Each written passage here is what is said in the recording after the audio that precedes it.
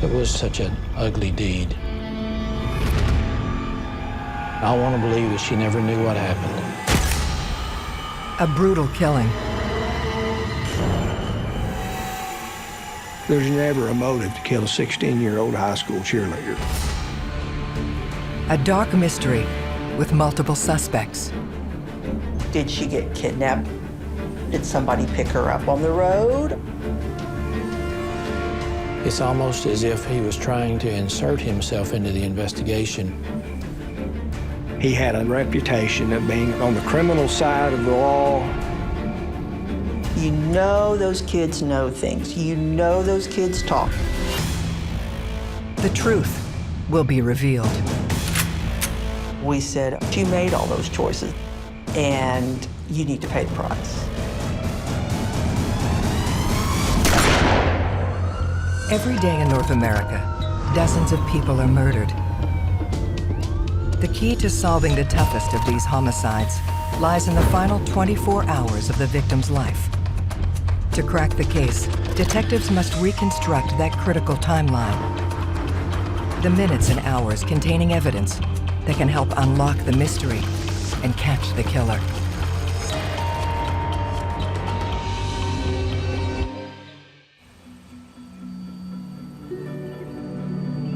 The border between Texas and Oklahoma is one of the least populated in America. Montague County, Texas, and Jefferson County, Oklahoma, are only separated by the Red River. You've got farming communities on both sides, working class for the most part.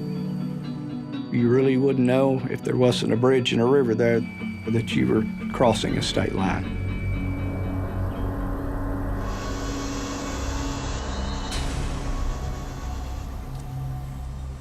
There was a rancher and his granddaughter who were crossing the bridge.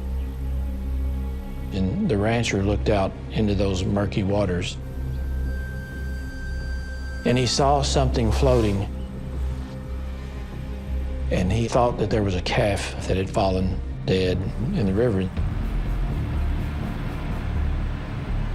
Then his granddaughter said, "Grandpa, I believe that's a body."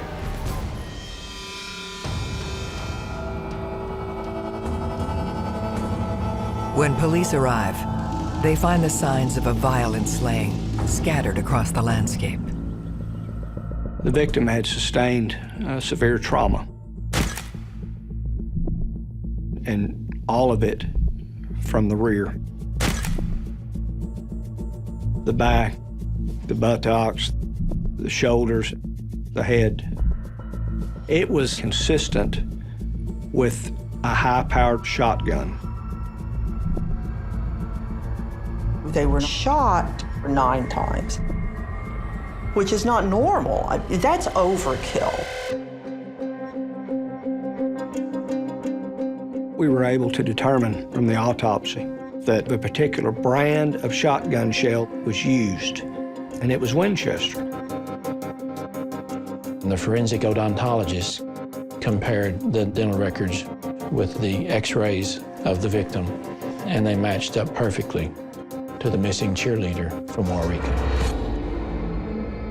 7 days earlier, Heather Rich had vanished from home 37 miles north in Waurika, Oklahoma. Heather was a 16-year-old girl that wanted to be popular. She was pretty. Everybody knew her.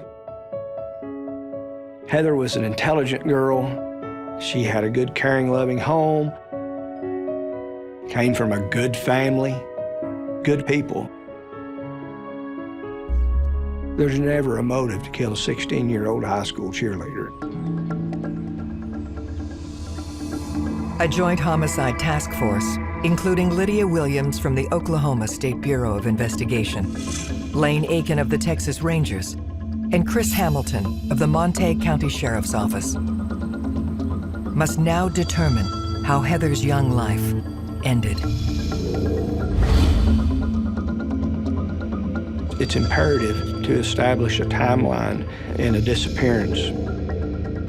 You have to come to know the victim.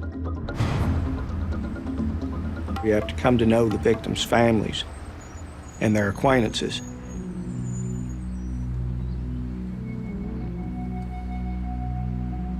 Waurika is this small little town. They took a lot of pride in their football team. They took a lot of pride in their kids. Everybody knew everybody else. Everybody knew everybody else's business. It's just a little bitty community that was very close-knit. It was like any other small town. They were not used to experiencing such a horrific murder. Her parents were shattered by the events that had occurred, and they were exceedingly cooperative with the investigation. Heather Rich was last seen at home on the night of October 2nd. It was a Wednesday night. And based on the evidence that we gained from the medical examiner's office, we believe that Heather had been in the water for about a week. This suggests Heather was killed within hours of when she was last seen that previous Wednesday.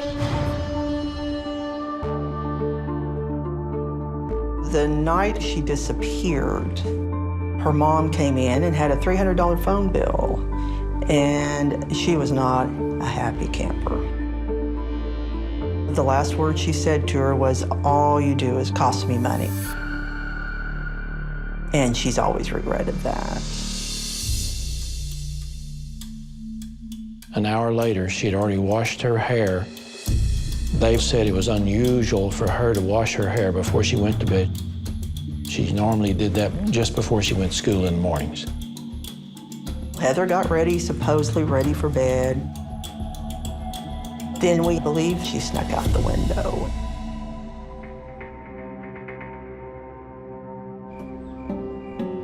The next morning, Heather's parents go to wake her for school. They went into her room. Her bed was made, and Heather was not in the bed. Parents' initial reaction was panic.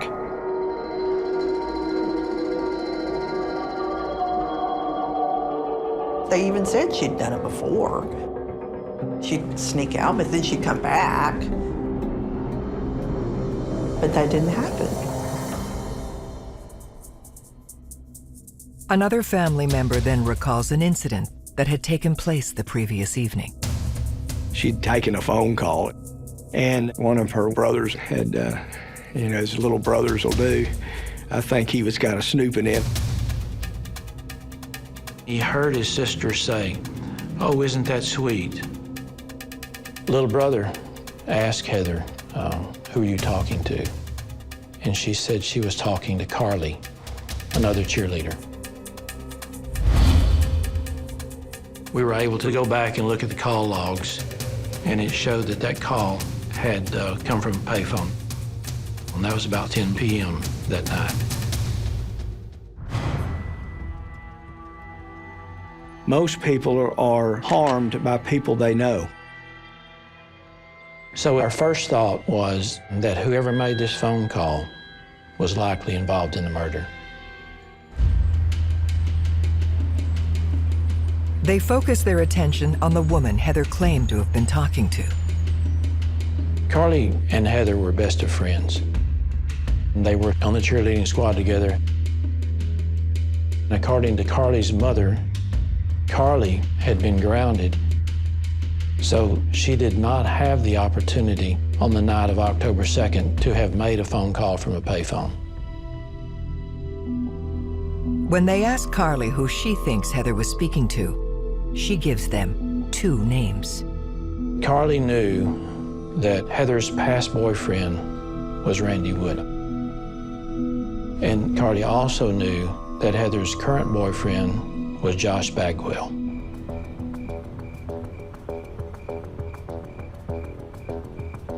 Randy and Josh were friends. and they both had fond feelings for Heather. Carly told us that in Randy's mind, the relationship between Heather and Randy had been extremely serious.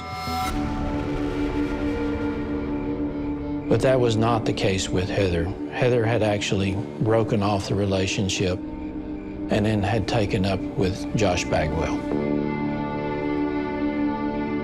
That type of situation is wrought with difficulties. Either one of those two would have been easy choices for who she was talking to that night. Being in love is a dangerous thing. You can't necessarily anticipate how you're going to react if you're spurned or if someone else steps into the love triangle.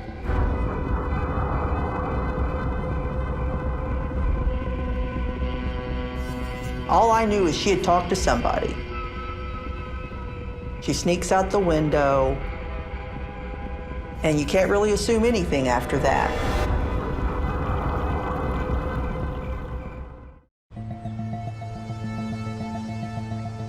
Detectives focusing on the murder of cheerleader Heather Rich have their first two suspects, her new boyfriend Josh Bagwell and her ex-boyfriend Randy Wood.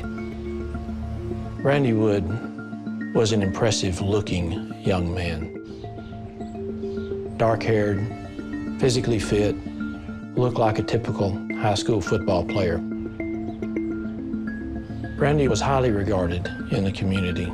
He had even been elected homecoming king, so he was very popular on campus. He lived with his grandma, who supported him.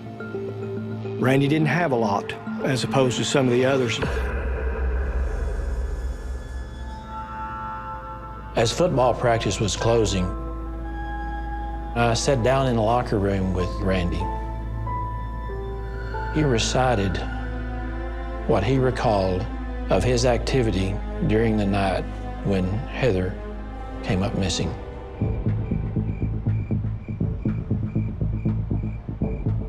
He said he was with Josh Bagwell.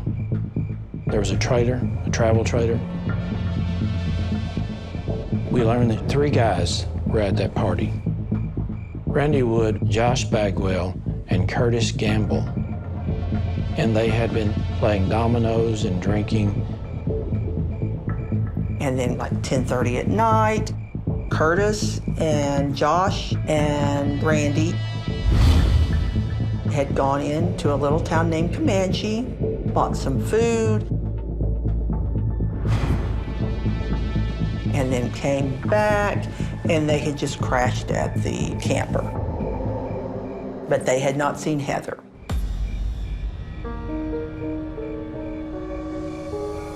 So the next thing we wanted to do was to talk to Josh and Curtis to see what their stories were. They head to the home of Josh Bagwell, Heather's current boyfriend. Josh lived with his grandparents. They were highly regarded, had been anchors of the community.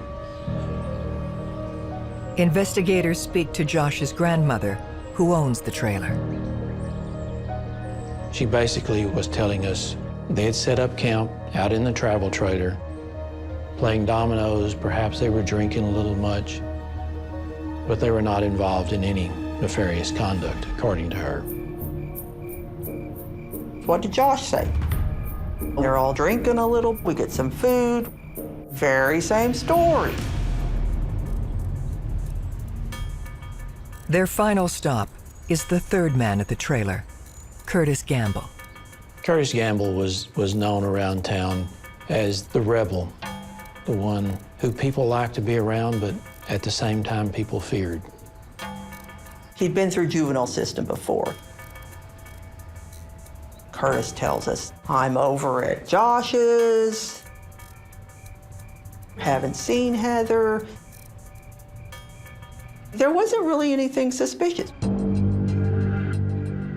They pretty much corroborated what they were doing that night, and it didn't concern the death of Heather. So now we're thinking, is there somebody else out there that we need to go talk to. Because somebody in this town knows something. Investigators return to Heather's high school for new leads. The professional staff at the school was very cooperative, from the principal superintendents all the way down. The high school athletic director said that he had seen Heather in a pickup going down the street with former high school students. But it was in the early morning hours after the disappearance, which obviously is big time as far as the timeline goes.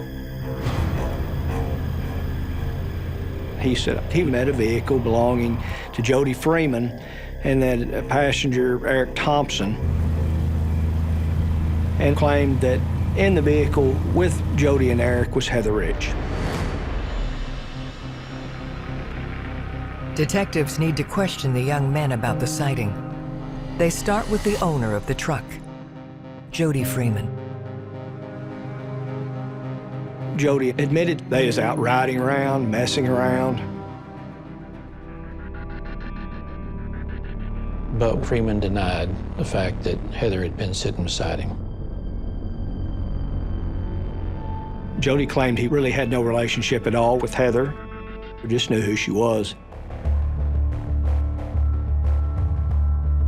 So we go to Eric Thompson.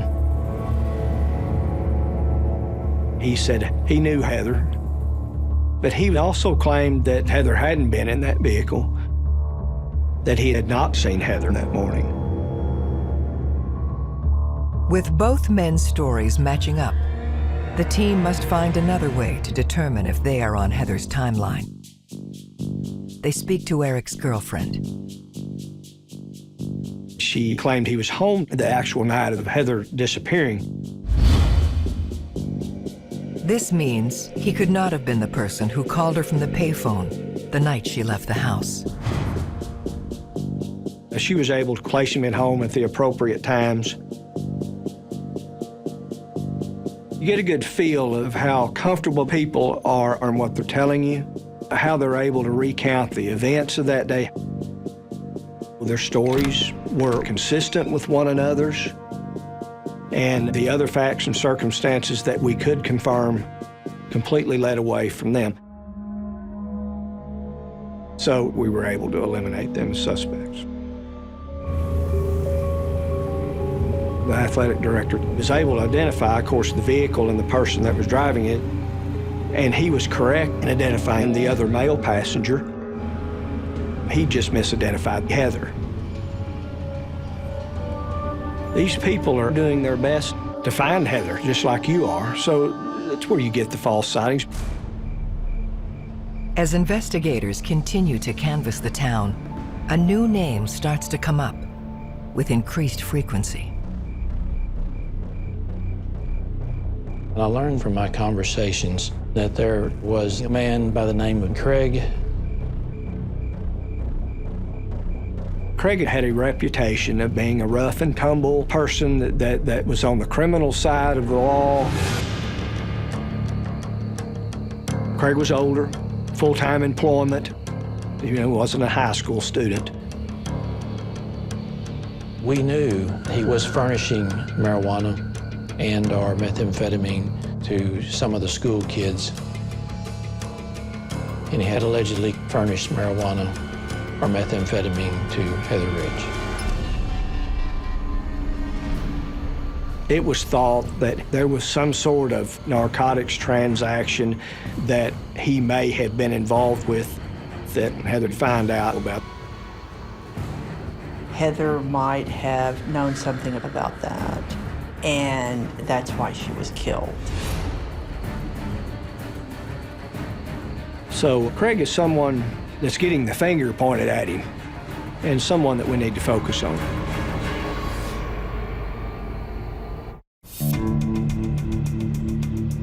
Detectives searching for the killer of Heather Rich have identified a local drug dealer as a suspect in her murder. Methamphetamine's a big problem. Where you know there's drugs involved, there's a very real possibility of a fatal consequence. They bring Craig in for questioning. Yes, he knew Heather. He knew her casually. They weren't in any sort of relationship together. Didn't hang out together. He did admit that he had provided her with alcohol, but he denied any knowledge, any involvement in any form or fashion with her death. Craig said that he hadn't seen Heather since a football game on September 20th, 2 weeks prior to her disappearance. We focused on his timeline, where he was the night that Heather disappeared, what was his work schedule, who could alibi him. He is more than willing to provide his alibi corroboration. Craig claims he was at home with his mother the night Heather disappeared and went straight to work the following day. His accounts of his whereabouts and his activities leading up to the disappearance of Heather was corroborated through witnesses and through his work history. There were some folks who believed Craig could have been involved because of his alleged drug dealing ways. But to me and to the other investigators, this was not a guy who would commit a murder. Pursuing the drug angle further, investigators focus on Heather's peers. The youth, the high school students, was a bit of a closed society. They were hesitant to talk to the police. There was an obvious mistrust of law enforcement. Could be a number of reasons why that was. Number one, there was a little subculture in Brink, Oklahoma, of narcotics. One of the big reasons in small towns why kids get involved in drugs is absolutely, without question, boredom and lack of opportunity. People will wax nostalgic about small town America, but part of the danger is getting wrapped up in the drugs, the alcohol, and that closed-minded behavior. These kids were going, we don't care who you are, we're not talking to you. It was the most bizarre thing I'd ever seen. You know those kids talk, they're on the phone. Heather was on the phone constantly. You know those kids know something, but they're not talking. Hoping to break the silence, detectives take a different approach. The main reason why we had the tip line was just to get the information to the investigative teams as quickly as possible. It wasn't as if we had hundreds of tips, but we'd have 20 or 30 tips every day. One of the leads quickly catches their attention. A marina employee who was working at a sizable marina on Lake Murray in Oklahoma called us and reported that he had seen Heather on I-35, that they were traveling the same direction, and he saw her in a vehicle as they passed each other. This was on October 2nd, within 12 hours of Heather's disappearance.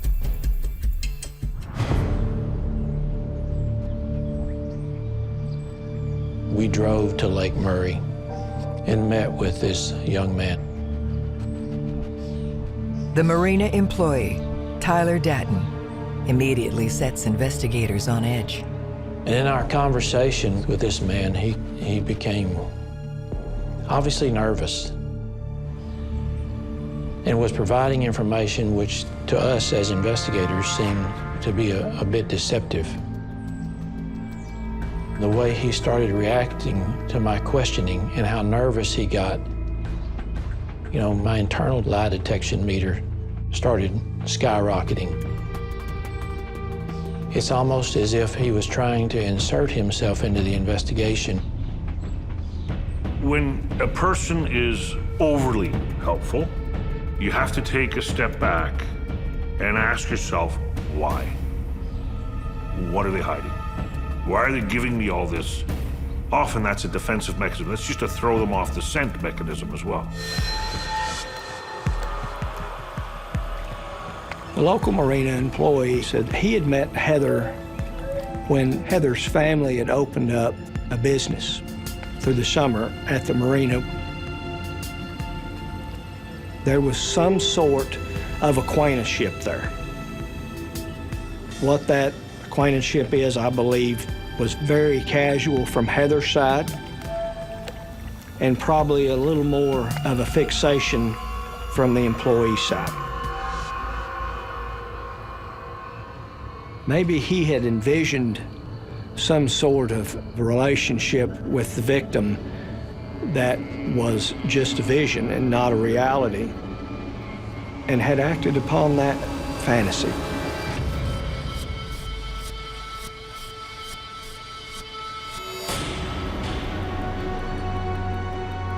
We offered him the opportunity to take a polygraph. And basically the questions would be, do you know what happened to Heather Rich? Are you involved in the disappearance or death of Heather Rich? And he failed the polygraph.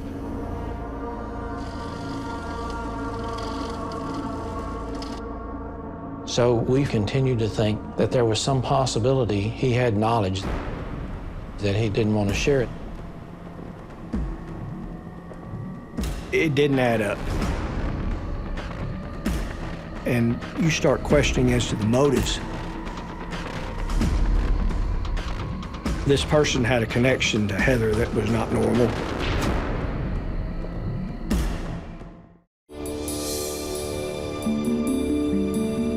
After failing his polygraph, detectives are sure that marina employee Tyler Datton is lying about his sighting of 16-year-old Heather Rich on the day she disappeared. We asked for consent to search his pickup. We went through the pickup looking for fibers, anything at all that might give us evidence or indication there was evidence that Heather Rich had ever been in that pickup, or that any fibers from that pickup might have been on Heather's body. But we found no evidence there that would connect the Lake Murray witness to Heather. When asked where he was the night she died, Tyler says he spent it at his father's house. We weren't able to verify that that was accurate. He did not have the opportunity on the night of October 2nd to have made a phone call from a payphone. So we were able to say fairly definitively that this guy did not kill Heather Rich.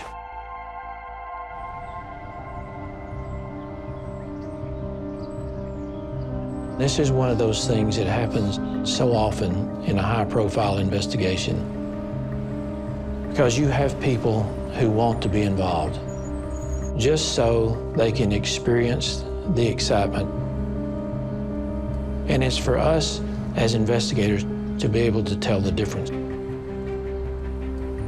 We were frustrated because we had gone through so many leads and we still didn't have anybody in jail. And there's this thought within law enforcement, if you don't have the bad guys captured within 48 hours, then the investigation may be going nowhere, that it may be classified as a cold case. My wife and I, we had a daughter at that time who was about the same age, bore some resemblance to Heather, and that daughter was a high school cheerleader as well. I could not help but think about my own children and the problems and the feelings that those parents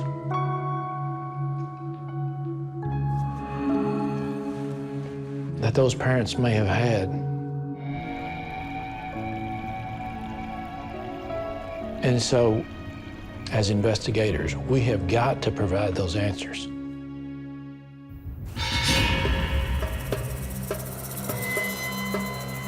19 days after Heather's disappearance, investigators get a break. The owner of the local hardware store called and said, just prior to Heather's disappearance, 2 young men had come in, and that those 2 young men had purchased 4 boxes of shotgun shells. They had actually purchased Winchester double-aught buck, the same brand and type of shotgun shell that was used to cause Heather's death. And they provided us with a receipt showing those 20 rounds of shotgun shells were purchased by Josh Bagwell.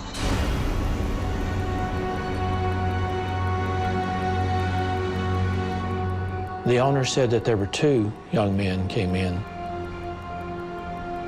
We showed the photo array to the owner. She reviewed those and she immediately identified the second person as being Curtis Gamble. So now we've got some pretty substantial leads that is pointing in a direction that we were initially pointed from the very beginning, which was this party that may have occurred at Josh's travel trailer.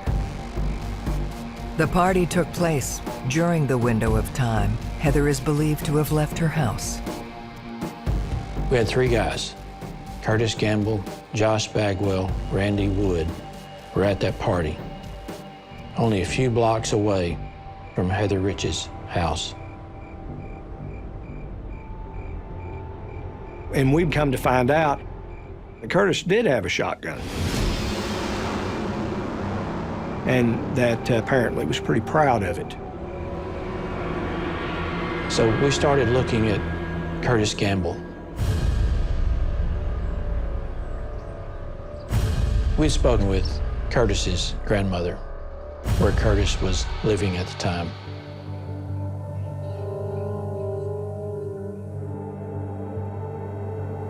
She was concerned about a statement that Curtis had made to her.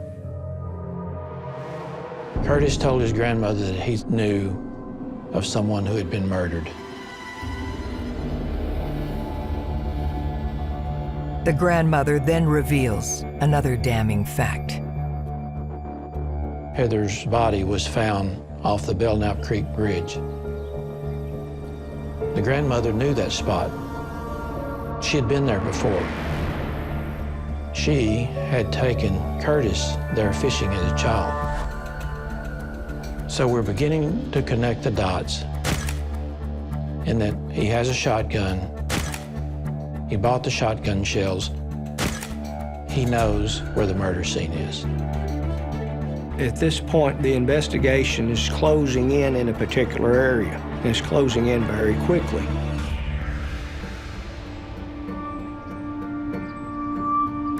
So we decided to call Curtis in on the pretense of talking to him about the shotgun he bought.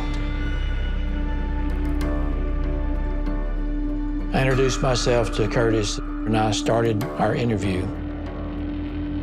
He denied any knowledge of Heather Rich's death. I asked him what kind of shotgun he had. It was one of the shotguns that we knew that could shoot 9 rounds without being reloaded. They press him about the shells he purchased with Josh Bagwell. Curtis had claimed that the shotgun shells that they had purchased, that he was just using that for sporting reasons, shooting frogs, target practice. He said he could take us to those shotgun shells. He knew exactly where they were.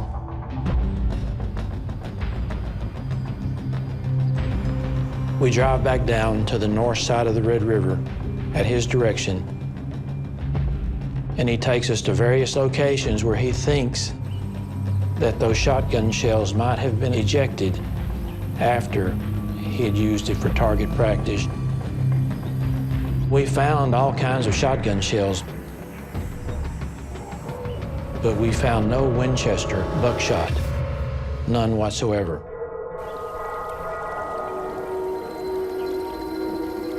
At that point, I believe he realized that we had so much evidence that he could probably never get out of it.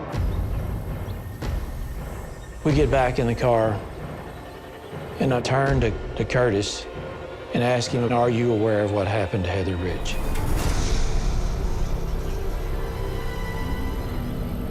Finally, he admitted that he knew what happened.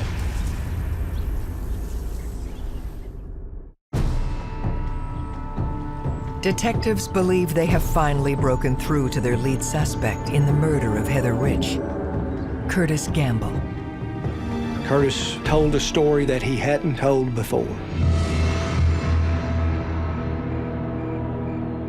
Curtis says Heather did party with them that night at the trailer and claims her former boyfriend, Randy Wood, sexually assaulted her.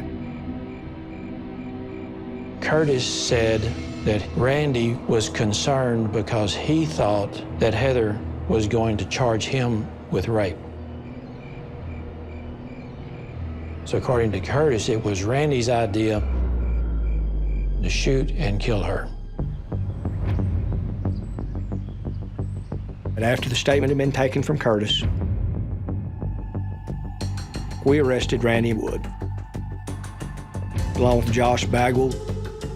Josh lawyered up, didn't want to talk. When detectives turn to Randy, he offers up a very different story. Randy said it was Curtis who fired the 9 fatal shots, and that he basically sat in the pickup with his hands over his face, knowing what was about to happen. When you have multiple suspects, you have to find a way to corroborate who might have had the firearm on the fateful evening. You're looking for evidence that one or the other is in fact the killer.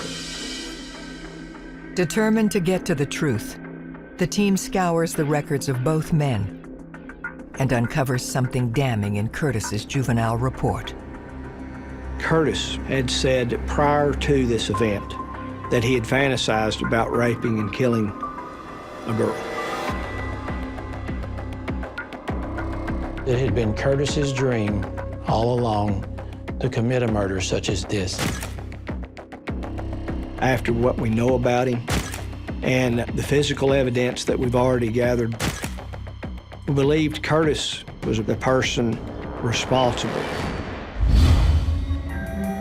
Using the reconstructed timeline, the team believes they have enough to prove that Curtis Gamble was the ringleader in the brutal slaying of 16-year-old Heather Rich.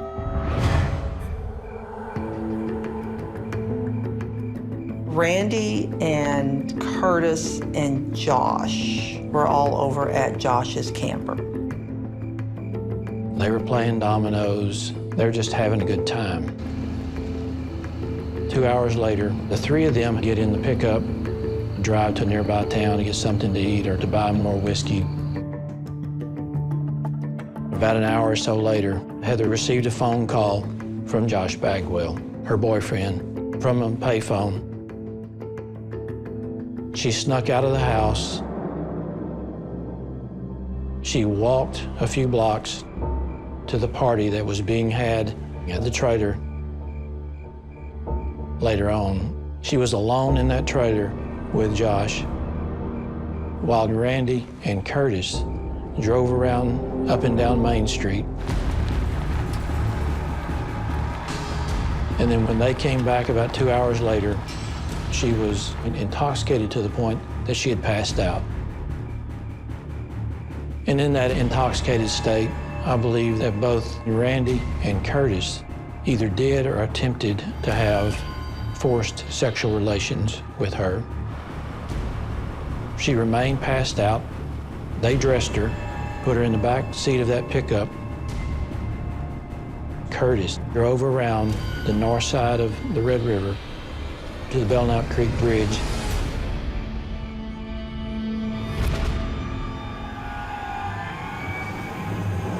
And then he takes his shotgun and loads it up all the way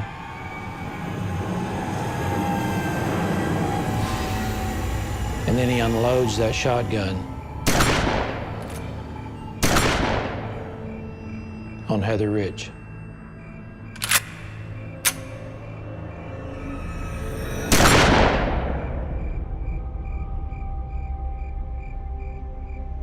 I want to believe that she never knew what happened when she was shot that 9 times and her body dumped into the creek.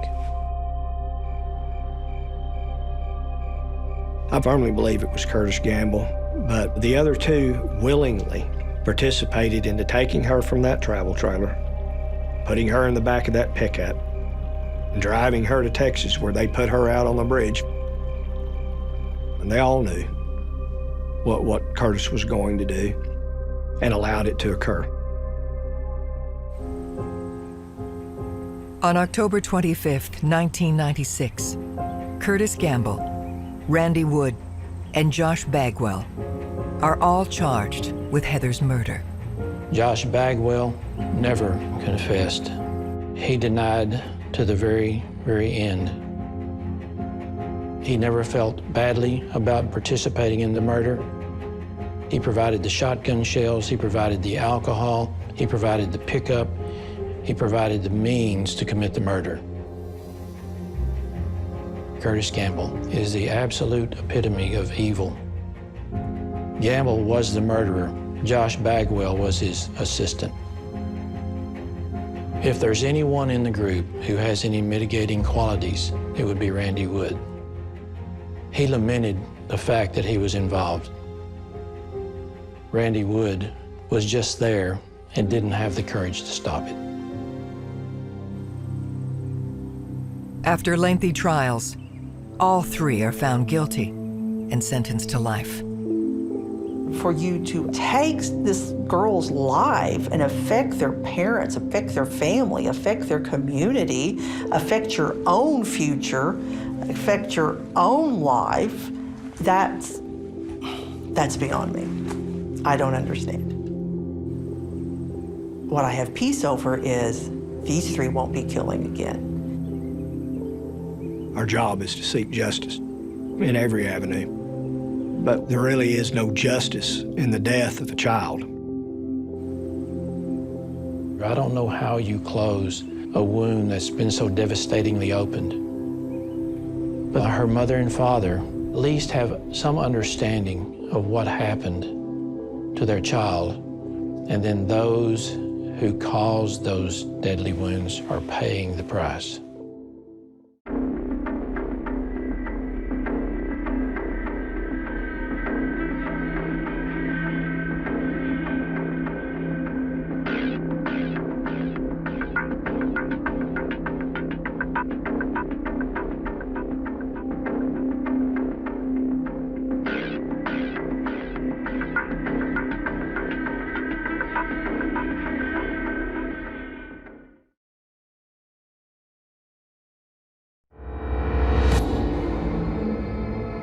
Two people shot in the head, execution style. That looks like a hit to me. A brutal killing. The shocking part is that it was a family, newlyweds, starting out their life. A dark mystery with multiple suspects. She wasn't going to see him anymore because she was dating someone else. They had an argument. He was mad, and he was going to kill him. He had driven by the home. Is it a stalking situation? He kind of ripped him off. And you don't do that to the Brotherhood. The truth will be revealed. He lived a very dark world, and he knew that he was going to be exposed.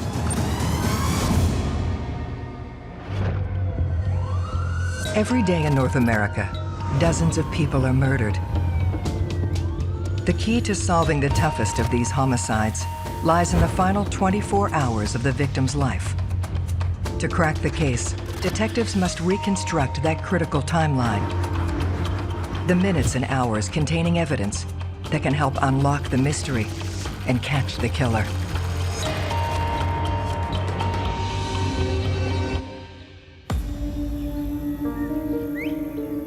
Holland, Michigan. one of the Midwest's oldest and prettiest towns. It's kind of originally a Dutch community that was formed many, many years ago. It's a small community. It's very common for you to leave your doors unlocked, leave your keys in your car. Just a good place, nice place to live.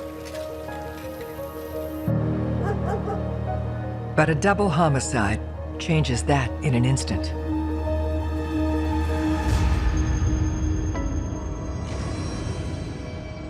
When I first got to the scene, I was approached by the responding officer. He informed me that there was a female victim in the house and that there was another victim in the automobile outside of the house. The couple are identified as Rick and Gail Brink. The victim in the house was lying on her back in bed. She had 3 wounds in her head. The male victim had 2 bullet holes in the left side of his head. The passenger front window was shot out, so there was at least 3 rounds that we knew of that were shot. He was lying face down. His torso was over the console, and his head was face down on the passenger seat. Detective Lauren Wasink is now responsible for finding the couple's killer. Your on-the-spot reporter, reporting to you from Ransom Street. This is the new residence of Rick and Gail Brink. It was a family, just newlyweds, lived out in the country, starting out their life. They recently just bought this house with the help of Rick's father. And the house needed a lot of work, and between he and Gail, they done the work over a period of months to get it prepared to live in. Now that we've got that on film, at least soundtrack. They had a lot of friends, well-liked. Gail was always a very social person. Rick was in sales in his company, very respected, was doing very well. Again. The shocking part is the fact there was someone out there who was capable of killing this young family. Rick, on the ranch, signing off. Bye. The key to solving their murder will be in unpacking every detail of the last day of their lives. Whenever you're doing any type of investigation, it's just kind of basic that you do get a timeline where your victims were prior to their homicide. The first indication that particular morning that there may have been a problem was when Rick didn't show up for work. His employer called a company where Gail worked, found out that Gail didn't come to work. Someone in the meantime got a hold of Rick's parents. Rick's mother decided that she'd like to go out there and check. So the bodies were discovered by Rick's parents.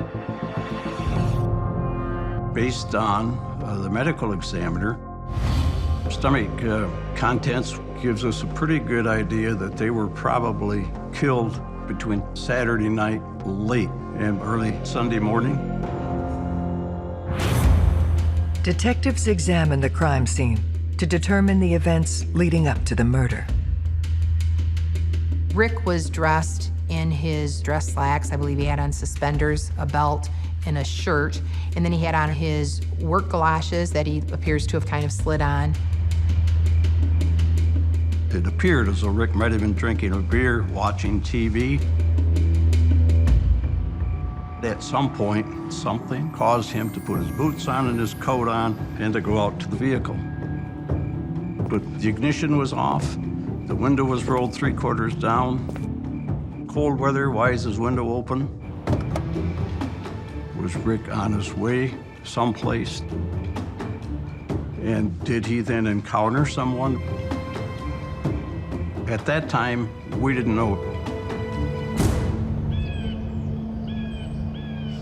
We checked for casings inside and outside of the house. None were found. So either the suspect cleaned up the shell casings, or it was a revolver and they remained within the gun. After autopsies, it was confirmed that they were .22 caliber rounds. Gail's dress was basically dropped along the floor next to the bed. So it would have appeared that she would have basically disrobed and then crawled right in bed. The contents of Gail's purse were emptied out. Rick's wallet was lying there open. There was $400 and some in a drawer, so we don't feel robbery was an issue at all. That, to me, says it was somebody who knew the victim. From there on, it was from the inner circle and going out, talking to family members and seeing what they knew. As police continue to work the scene, Gail's brother, Ryan Windgard, arrives. Ryan and his sister always seemed to have gotten along well. He was obviously somewhat distraught over what had happened. Ryan indicated that he was with his girlfriend, Pam, all weekend. Ryan said they didn't see Rick and Gail, and they didn't find out that they were dead until Monday morning. Ryan is, however, quick to tell detectives about a turbulent relationship from Gail's past. Ryan told us about Gail's ex-boyfriend. Lars was quite a serious boyfriend. In fact, they lived together for a length of time and were planning on getting married. Well, that fell apart when Gail met Rick. Ryan tells detectives when they parted ways, things turned violent. Lars had packed up Gail's belongings, knowing she was going to come and pick him up. They got into a confrontation about what she was taking. And he slapped Gail. Gail's brother Ryan went after him, and, he backed off right away. Jealousy can be a very powerful, potent emotion that drives people to do irrational things and violent things. Ryan then adds something that potentially puts Lars directly on the timeline of the murder. Ryan had told us that he talked to Lars at a laundromat on Saturday evening before this killing. Lars asked how Gail was doing. Lars said he was going to the bar, what's called Calypso's. It's the same bar where Rick and Gail went after attending a wedding earlier in the day.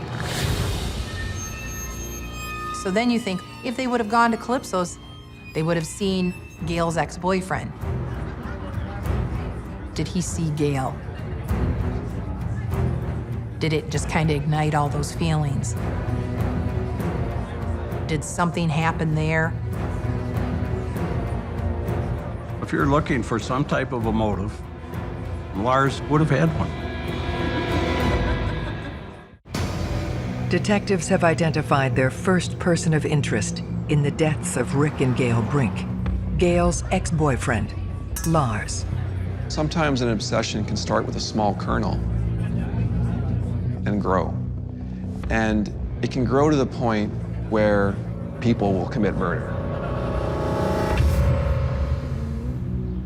We interviewed Lars. I asked him how he felt about Gail and about Rick. He said he would be happy if Rick and Gail split up because he still loved her. At one point, he admitted that he had driven by the home just because, he was really infatuated with her.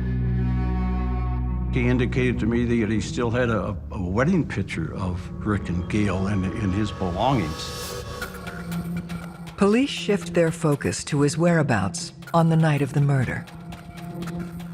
He admitted that he had gone with a friend to Calypso's, where the wedding party went after the reception.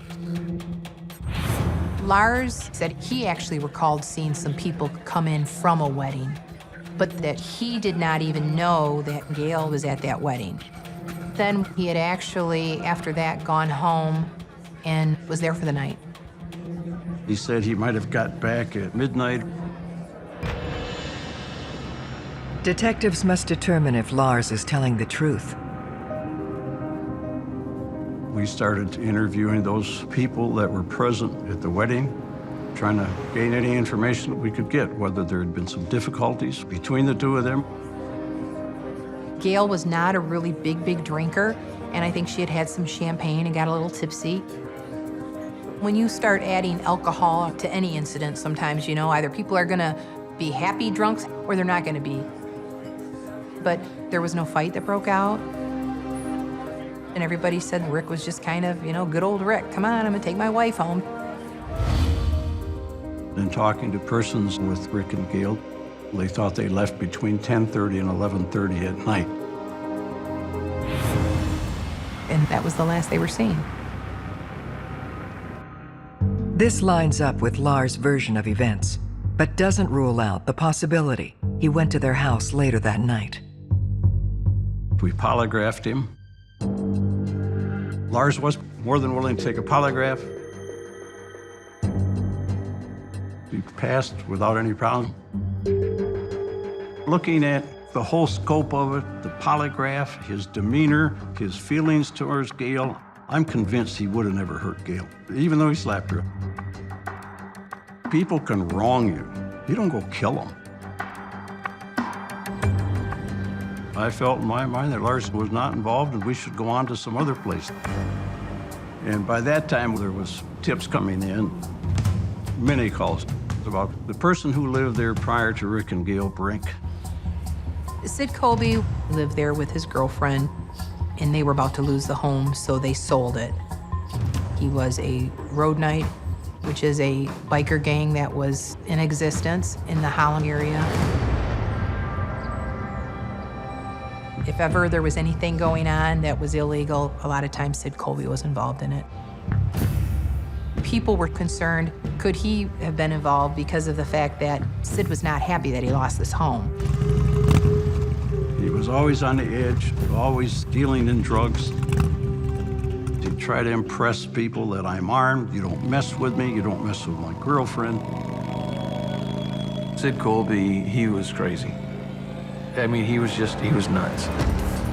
He was a habitual liar, and he was paranoid. A lot of the paranoia, I think, was because he took a lot of drugs. So it was definitely something you had to look at. It carried a little different priority level than just random guy that lived there.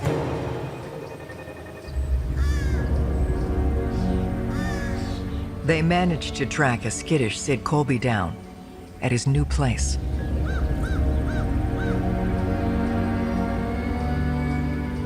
We determined that that night, Sid said he was at a local bar where he hung out frequently, and then he said he went home. But once it got after midnight, we weren't too sure where Sid was anymore. There's a lot of steps or hoops that a trained investigator is going to go through when they receive information, let's say it from a criminal. Lack of credibility is going to be a problem for them.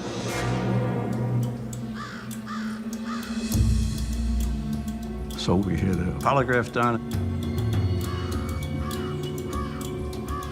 Polygraph was that Sid was telling us the truth when he said he was not involved in the crime.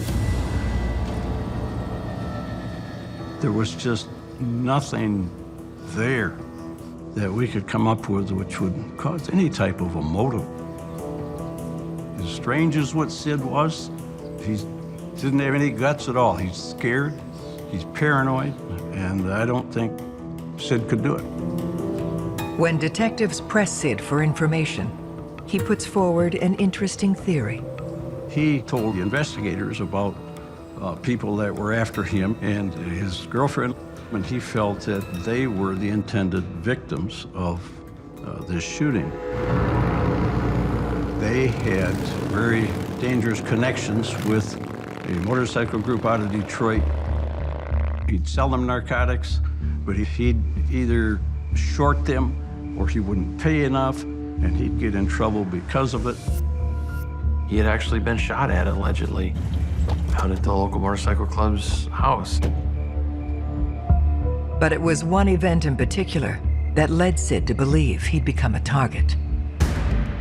At one point, Sid had agreed to fix a car for one of the group's girlfriends.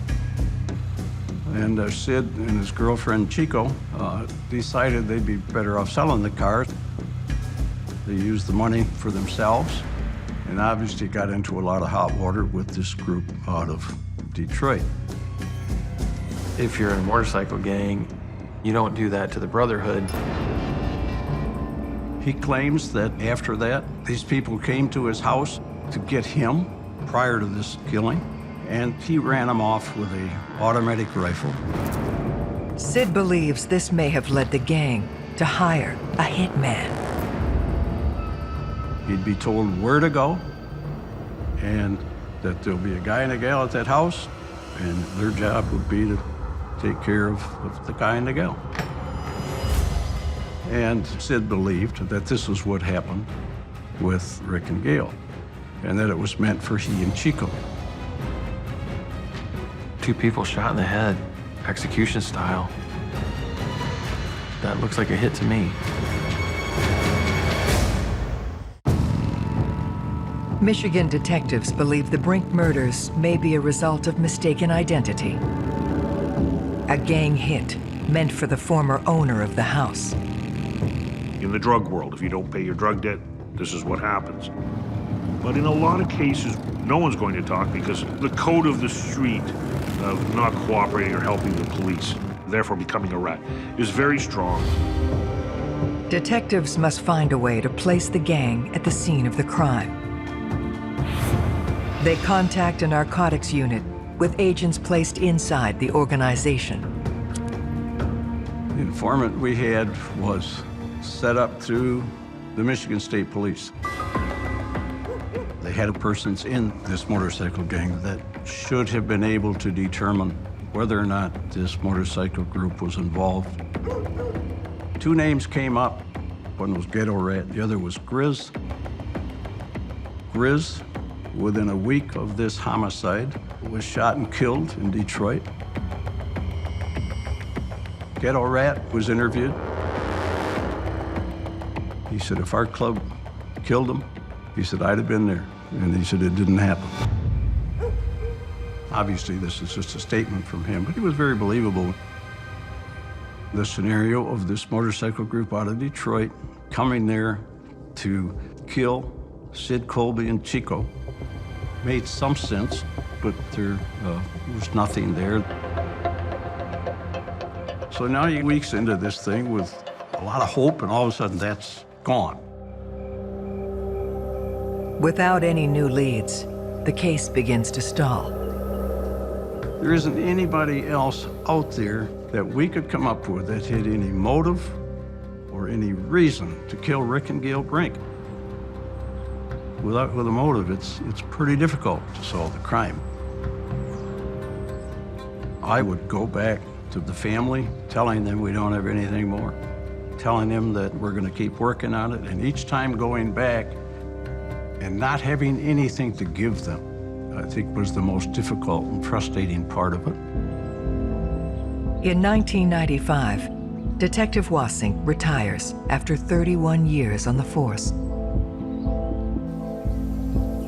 I didn't like leaving with open cases. Some of these cases can wear on you. This one probably weighed on me the greatest of all of them.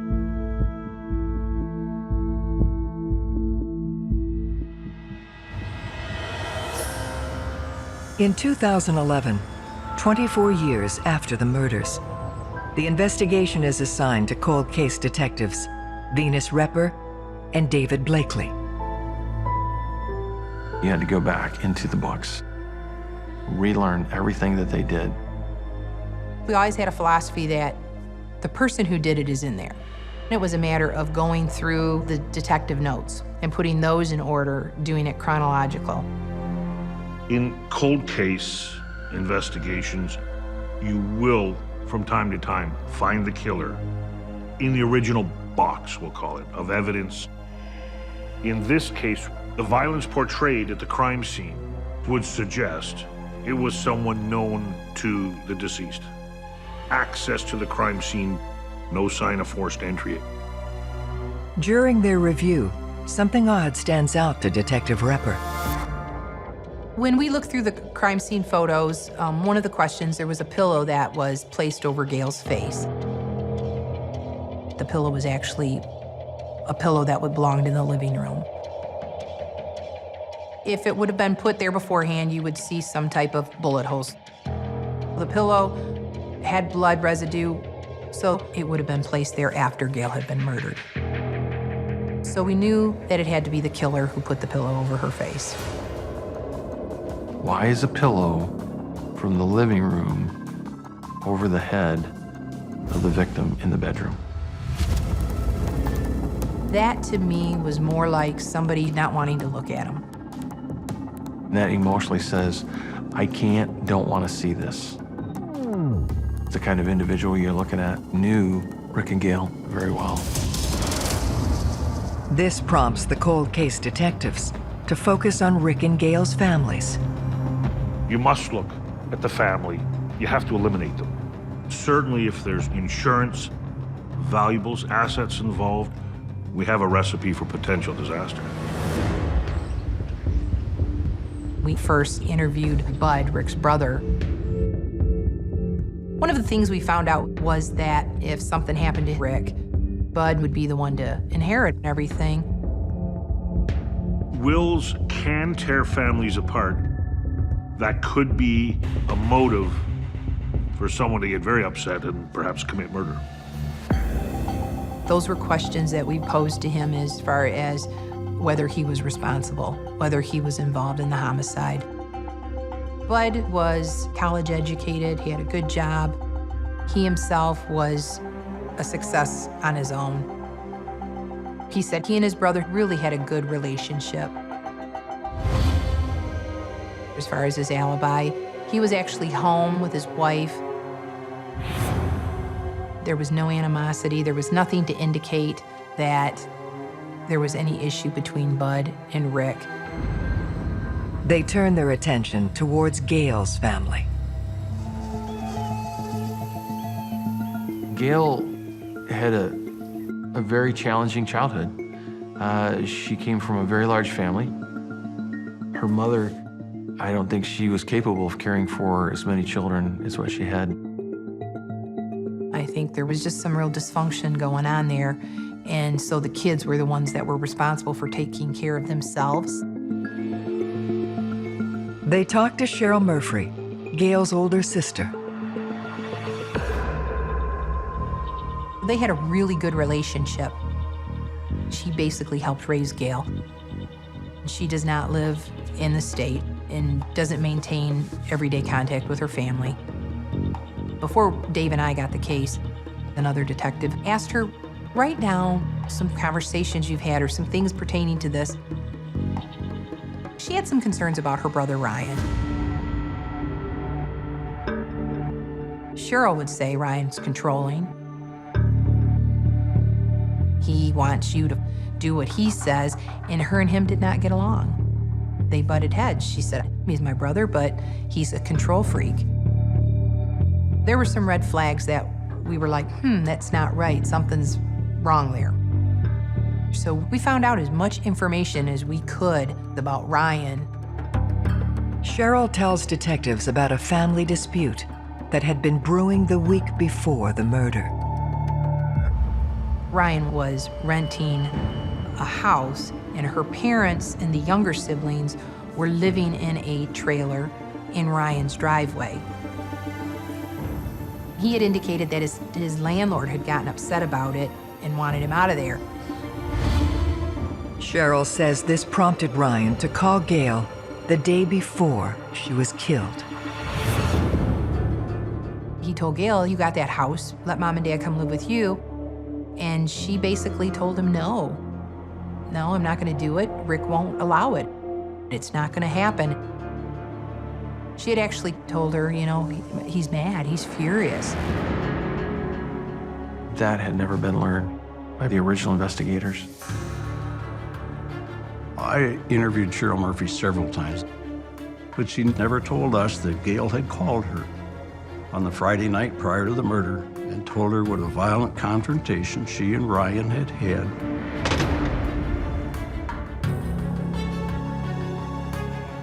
Cheryl goes even further. She said that when her father had told them that Gail and Rick were dead, Ryan got up and went right to Rick and Gail's house. She's like, how did he know they were at the house? He didn't ask or anything. All these years, Ryan had gone under the radar and not really been looked at. He needed to be looked at a lot more.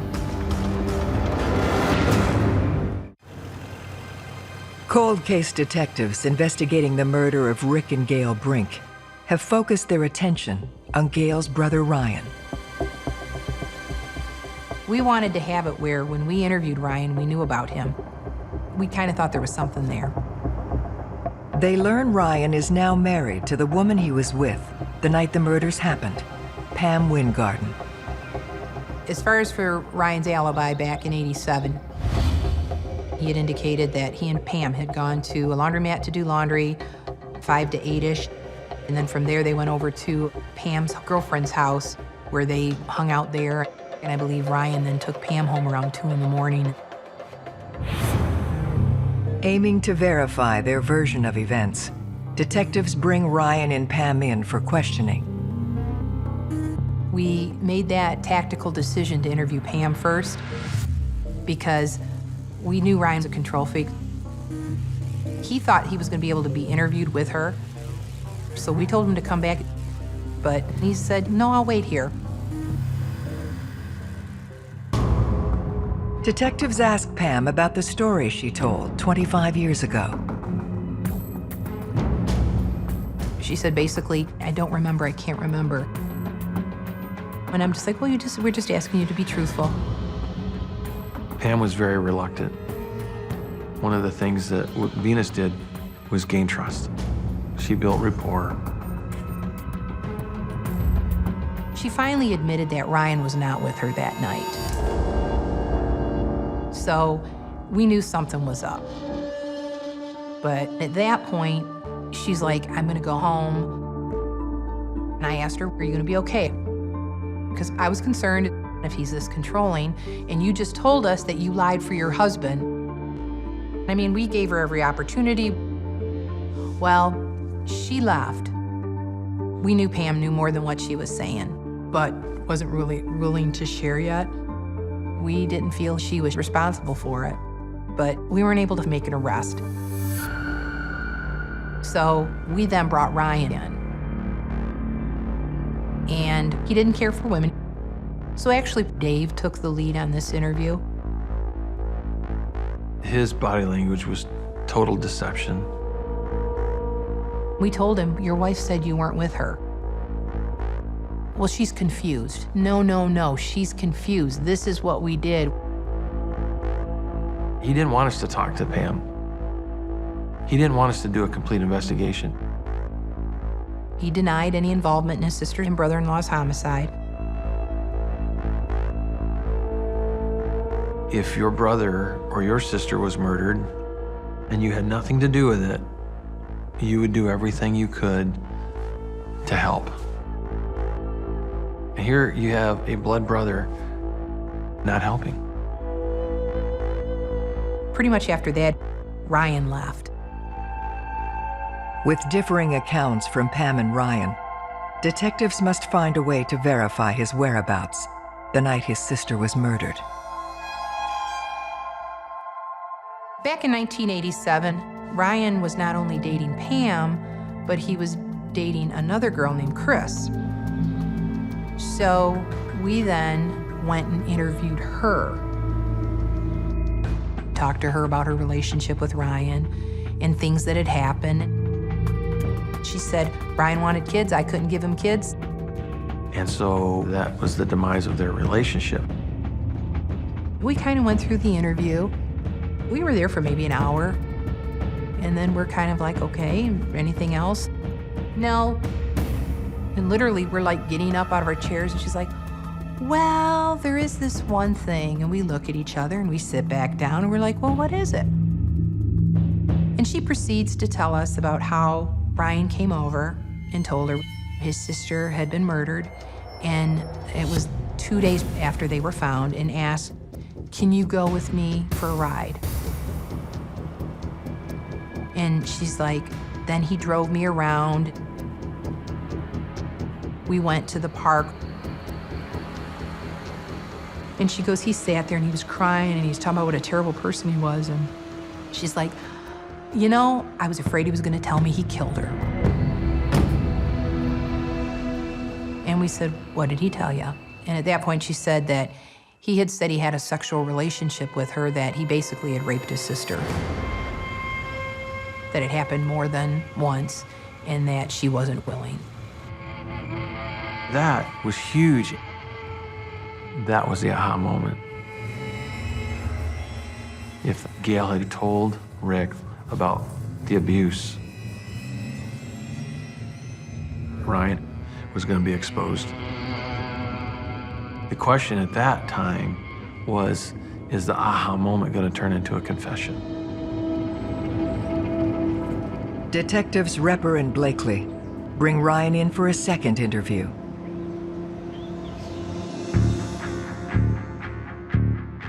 Dave started talking to him about his relationship with Gail. I was repeatedly asking him to tell me about that. What happened there? And he would respond with, what are you getting at, Dave? It was a pretty intense time.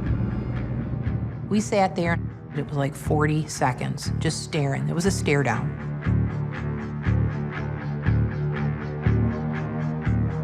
And finally, Ryan admitted at that point that he had a sexual relationship with his sister. And he said it was just kids play, kids play. We kind of threw out there, well, you told Chris that, you know, it was basically like rape. He again downplayed the abuse. It was experimentation. No one was hurt. It only happened a little bit, and that was it. Despite this admission, Ryan remains steadfast in denying his involvement in the murders. So we still didn't have enough, but we at least had now a different path that we were going.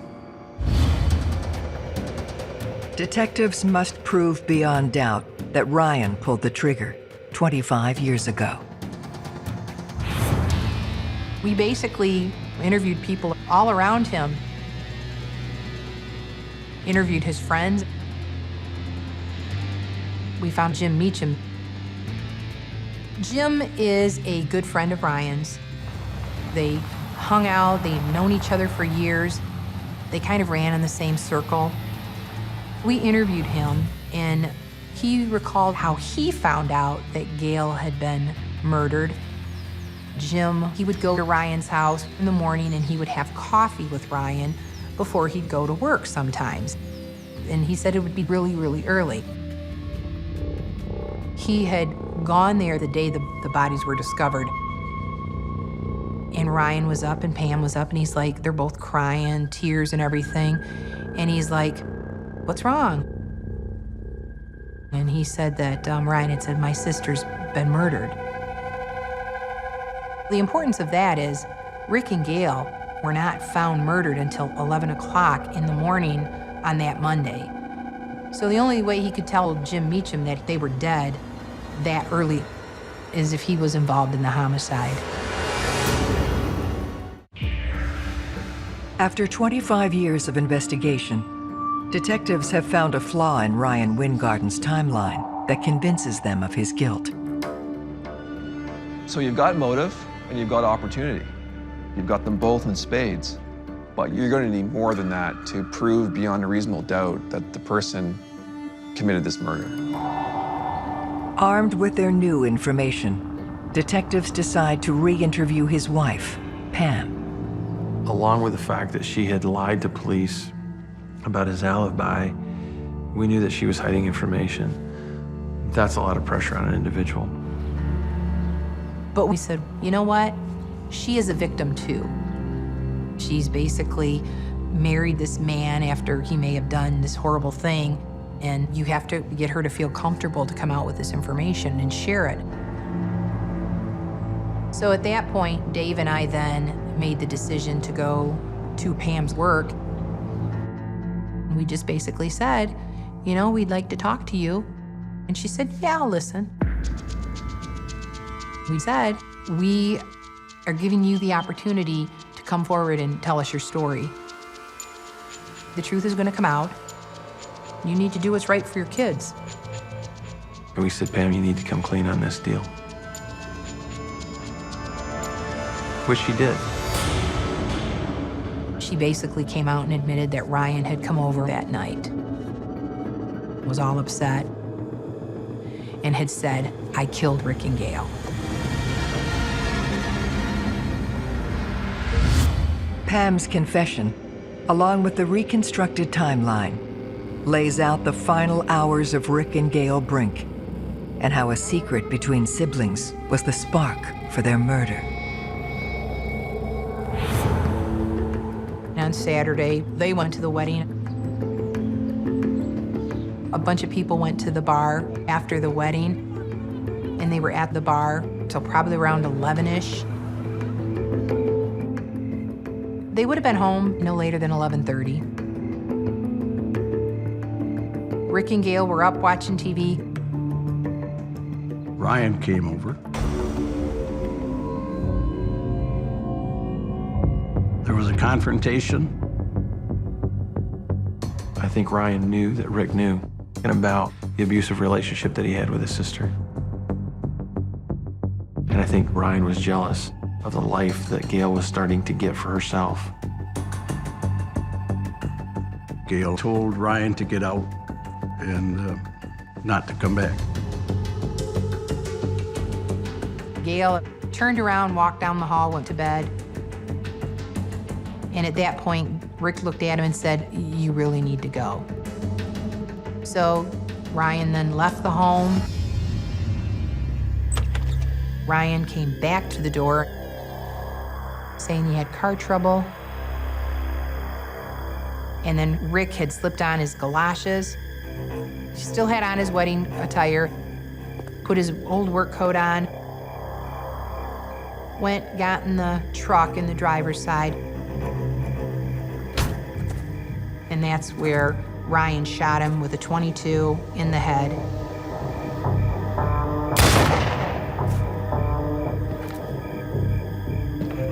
He then went in the house, walked back to the bedroom,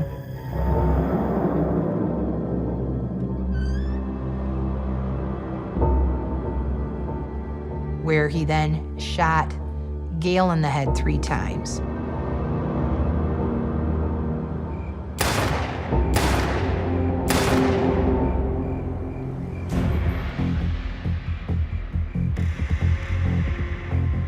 Ryan then went back over to Pam's house. He then takes Pam back to Rick and Gail's home where he killed him. He then takes her back to the bedroom where he shows her Gail, and he actually is the one that puts the pillow on her head. And he indicates to her, if you tell anybody, this will happen to you. They then go back to Ryan's home. Ryan does take clothing items in the gun in a bag, and he discards them somewhere. You know, years went on, they had this secret. They just buried it. Detectives have enough to arrest Ryan Windgard. I read him his rights, and I asked him no questions. But it was the look on Ryan's face. He adamantly said that we badgered Pam, that she's only saying that because she wants a divorce, and, you know, and how dare she, just anything but accept responsibility for it. His mode was jealousy, and that he was going to be exposed about his sexual abuse with his sister. On March 28, 2014, 26 years after the murder of Gail and Rick Brink, a jury finds Windgard guilty of 2 counts of first-degree murder. He is appealing his conviction. When I look at Ryan, what do I see? I just see darkness. I felt like we had pulled a piece of darkness out of the world. Dave and Venus, the cold case team, they worked their hearts out. I was thankful that they got to the bottom of it. We brought the right person to justice, but it's always there, and I think it's sad for both families. The Windgard family, you know, they lost their daughter by the hands of their own son. The Brinks, they lost their son, and they lost a daughter-in-law. It's just something their family will always have to deal with.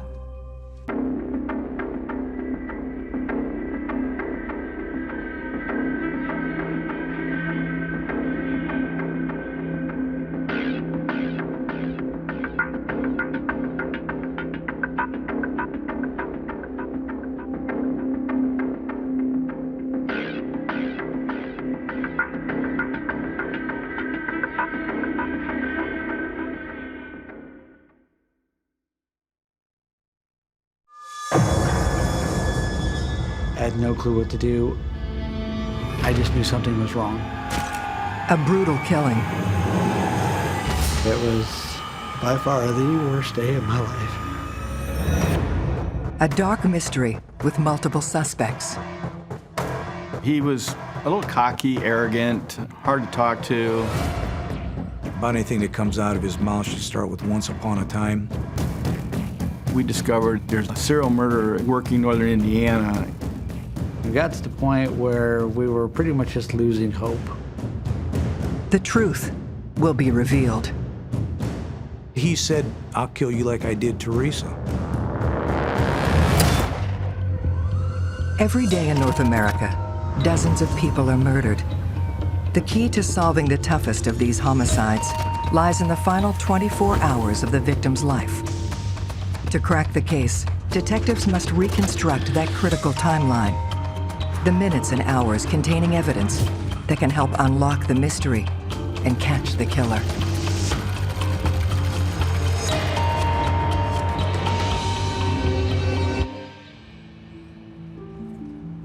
Mishawaka, Indiana, a peaceful town a few hours north of Indianapolis. It was a quiet community, not much going on. There's a nice river that runs through the city. Homicides are extremely low. We may get 1 or 2 a year in Mishawaka.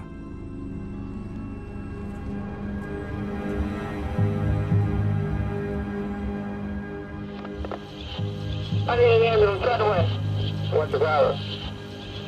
I come home, my sister's passed out. I put her over, her face is crushed on the ground. She's still breathing? No. All right, I'll send somebody right out. On arrival, first responders find 16-year-old Teresa Burns already dead.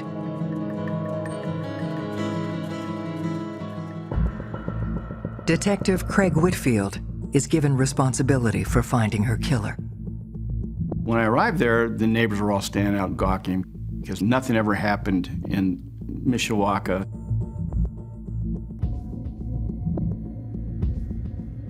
Walking into the home, I saw straight ahead, there was a doorway into the kitchen.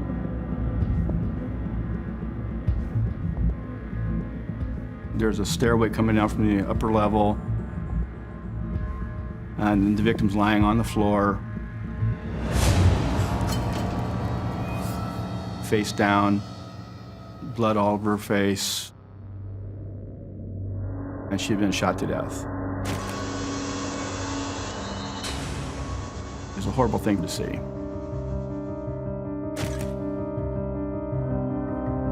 Teresa was a smart person. She had ambitions of being a teacher.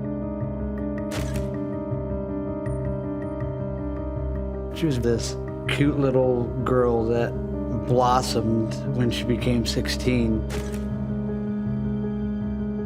My relationship with my sister was very good. She was very loving and caring. Worst day of my life. By far the worst day of my life.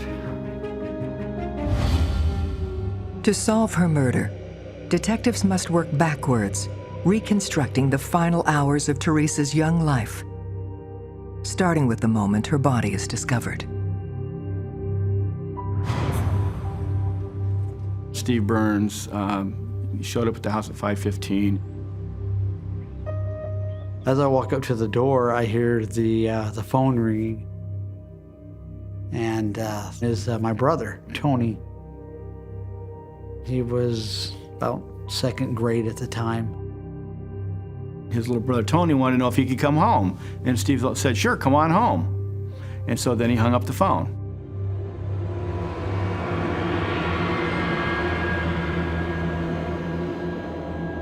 I look down and see my sister lying right next to me on the floor.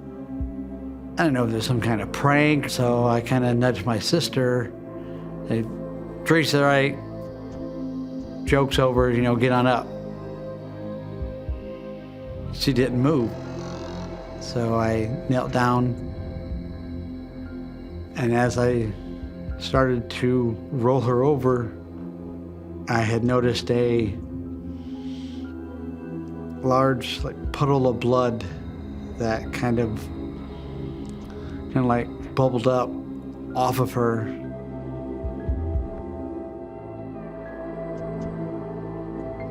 Then he realized that this wasn't a joke at all and that she was dead.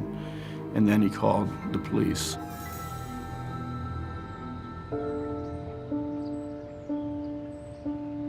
A few minutes after that, my mom pulls up. And I was not about to have a policeman that did not know my mom have to tell my mom that my sister was dead. And my mom just screamed and cried out and kind of fell down to the ground a little bit. And from there, things started to slowly just become more of a blur. Teresa Burns was a typical 16-year-old girl in high school, dating boys and doing what 16-year-olds do. Nothing to indicate that she was some kind of wild child. Everybody who said she was a very good friend, or just a good girl. I learned from Teresa's mom that she had received a phone call from the school about 10 o'clock that day, and that Teresa needed to go home to change clothes. So Teresa caught the city bus at about, I think, 10:15 and arrived home around 10:30 a.m. And then at around 5 o'clock, Steve came home and found her.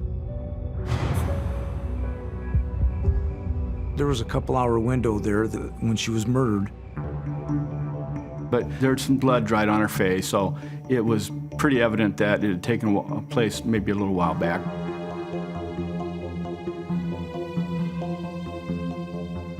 Detective Whitfield examines the scene, searching for clues about the killer. We checked the entire perimeter of the home. There were no pry marks, no forced entry. The person was either allowed into the home or the door was left unlocked and they walked into the home. Teresa was semi-nude. Her bra was pushed up. Her pants had been torn off and thrown into the kitchen. Her panties were down around her ankles. Just by surveying the scene, it would appear maybe it was some sort of sex crime that had gone awry. Was that part of the crime interrupted somehow, or did the person change their mind? We didn't know.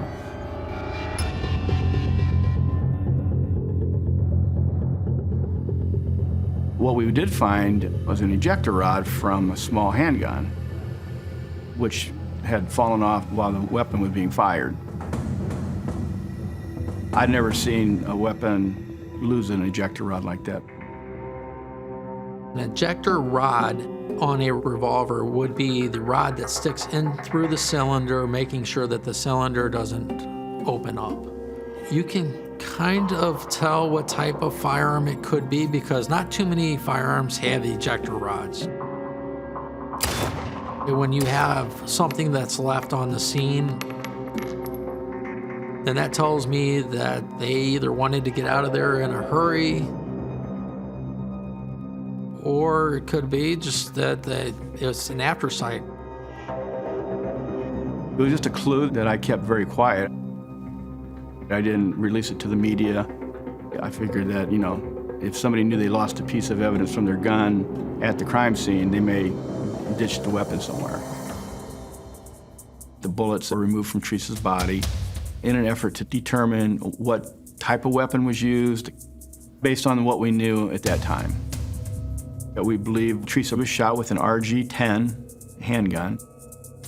This type of gun was a cheap gun, not a well-made weapon.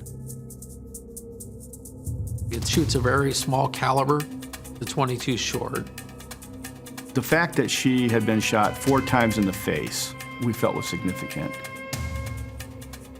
If it would have been a stranger, 1 shot to the head would have been enough. But this was overkill, this was personal.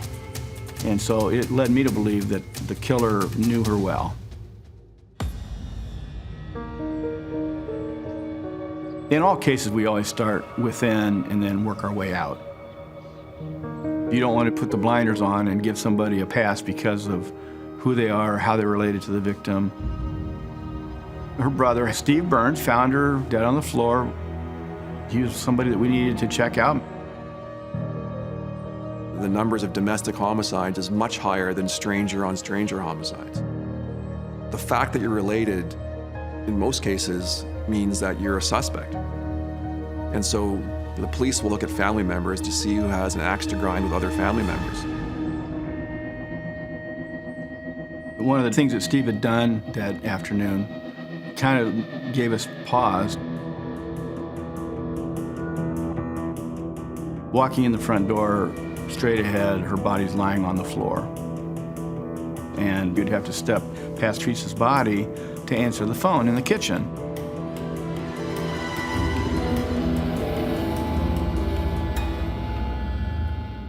It was one of those things that there was a lot of debate within the department on whether or not Steve could be somehow involved in the case. What exactly is going on?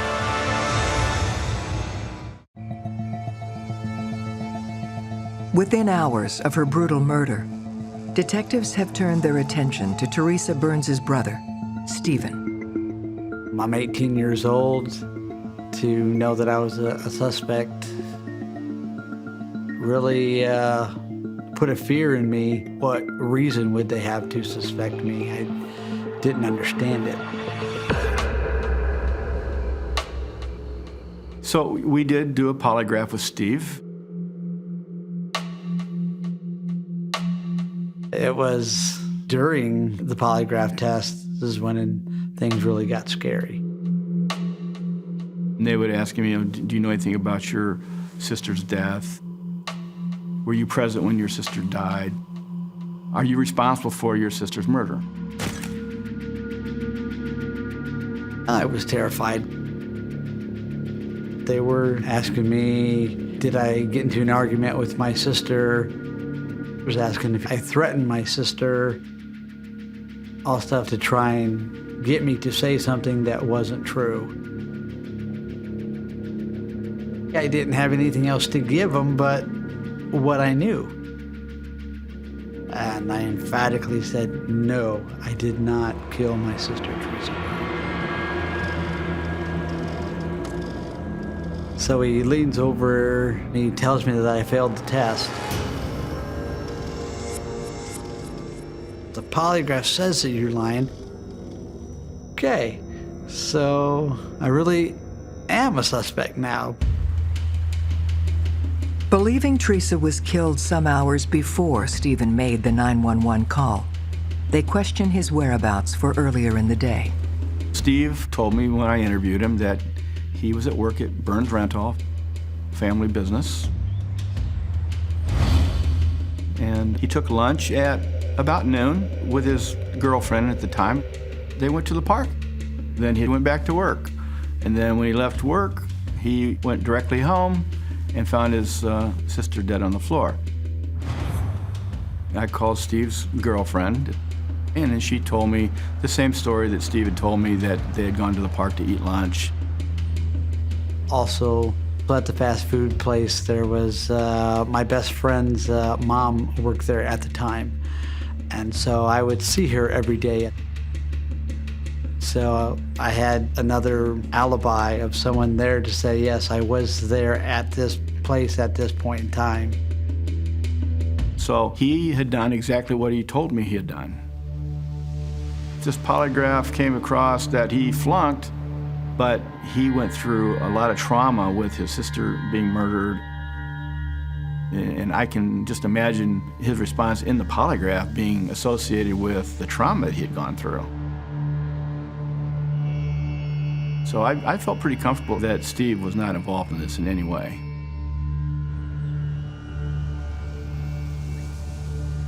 It was always still there. Even though I knew I didn't do it, my family knew I didn't do it. I never was really angry at anybody. The only person I was angry at was the person that did this.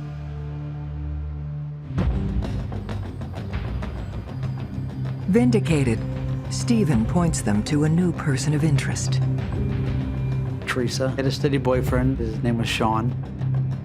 I don't think Steve really liked Sean all that much. I think he was a little bit protective of his younger sister. I'm big brother, so I gotta stick up, you know. You don't want to hang around him. You want the best for your sister. And apparently Teresa and Sean had had a quarrel, but that was just a few days before the murder. It's not the first time that, you know, her and her boyfriend have had a problem. I think Steve didn't know what it was about, but he was using, you know, harsh words toward Steve's sister. And he said some things to Teresa, and Steve Burns said, "Don't you talk to my sister that way." We had to interview him in depth. Crimes of passion are normally emotionally driven. Is it conceivable and possible that the boyfriend might have been involved? You have to look at it.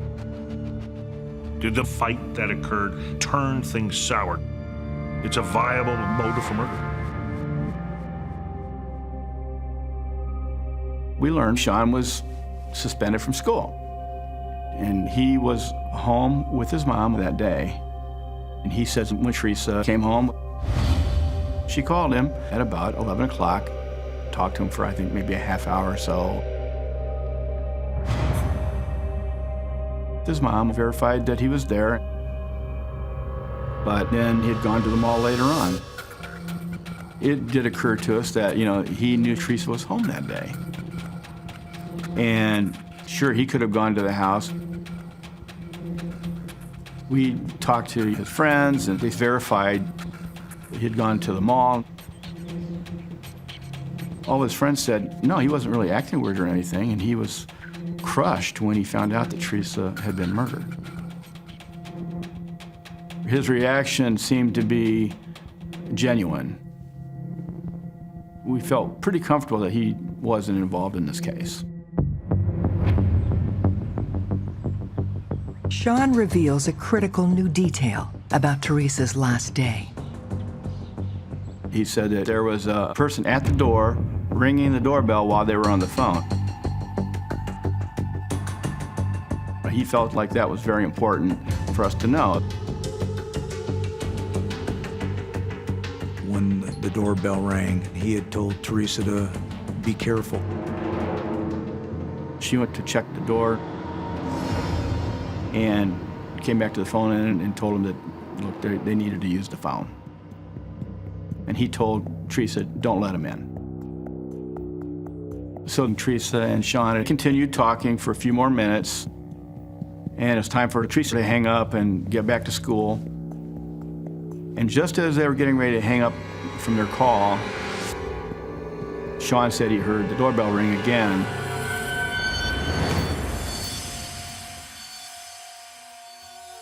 That was the last time that anybody spoke to Teresa Burns. And he was right, that was very important. But we had to then verify his story. While checking this lead, Detective Whitfield receives another tip. I got a phone call from a detective in Florida, actually a friend of mine. He said, hey, you might want to take a look at this guy down here. His name is Michael Lockhart. He murdered a girl up in Lake Station, Indiana, and now he's down here. Maybe he might be involved in that Teresa Burns case. What was most intriguing about Michael Lockhart's case in northern Indiana was that Wendy Gallagher was a 16-year-old girl. She was murdered in her own home. They both appeared to have a sexual motivation to them. They were within close proximity. They're within an hour and a half of each other down the Indiana toll road. I mean, you could get to one place to another pretty quickly. As I started digging in, I found out that Michael Lockhart was a serial murderer.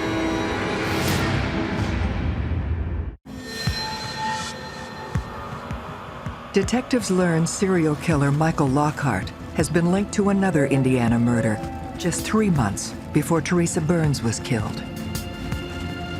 If an investigator suspects that the killer is a serial killer, they would look at the victimology, if the victims were of a certain type, certain appearance, certain gender, things along those lines.